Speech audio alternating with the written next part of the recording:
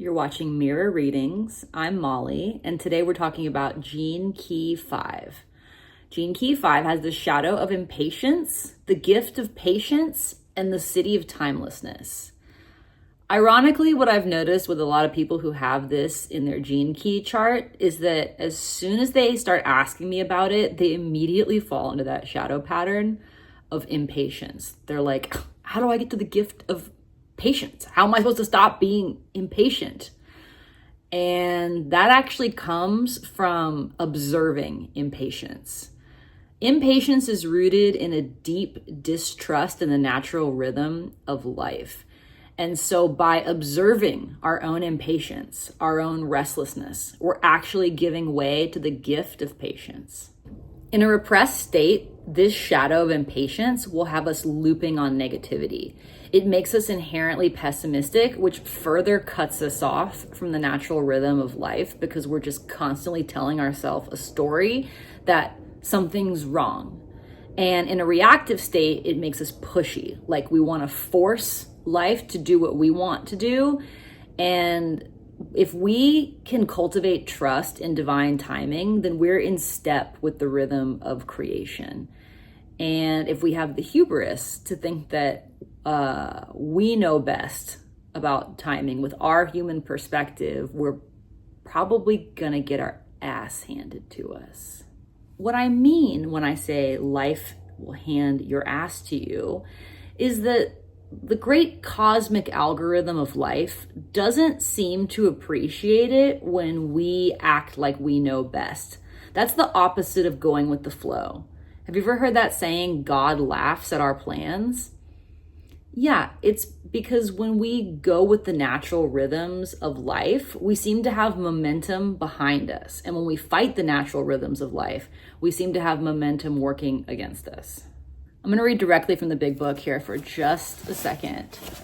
The gift of patience allows you to hear life's music. It tunes you into the subtle metronome behind your life. It allows you to breathe deeply into your belly and never feel trapped by your outer life situation. Patience smooths rough edges, keeps your heart and mind open, and makes life seem simple and easy.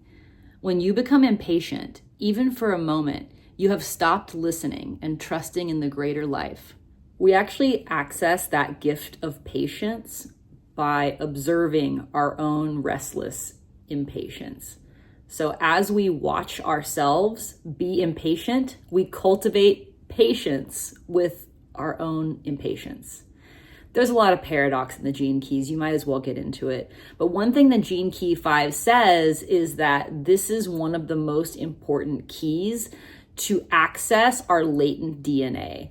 So like, one of the big issues with the gene keys is that all this quote unquote junk DNA we have is actually latent coding waiting to be activated. So when we cultivate that gift of patience, more of that DNA unlocks and then we become more conscious. In Gene Key 5, Richard Rudd describes that junk DNA as a library of consciousness, just waiting to come online as we develop patience. When we demonstrate patience, particularly in challenging situations, it's a way of showing the great cosmic algorithm of life that we can handle more, including more of what we want, right? More of our manifestations. And this brings us to the city of timelessness. Time is a feature of the third dimension, and patience, impatience, they're inherently rooted in a concept of finite time. But this city, which is again a feature of enlightenment, points us outside of the time stream and into a knowing that deep down time is an illusion. As we experience life down here in the third dimension, in the time stream, we awaken our consciousness in a rhythmic fashion. We get these little glimpses or flashes of the Siddhic states. And according to Gene Key number 5, each time we experience one of these flashes, it means the next one is coming even sooner. So it's like the evolutionary drumbeat gets faster and faster the more our consciousness awakens. How cool is that? Our bodies are literally preparing themselves to be able to hold these higher states of being all the time. The TLDR of Gene Key 5 is basically that we learn to dance with life's natural rhythms and get to transcend time itself. It sounds pretty dope. I'm into it, and that's it for Gene Key 5.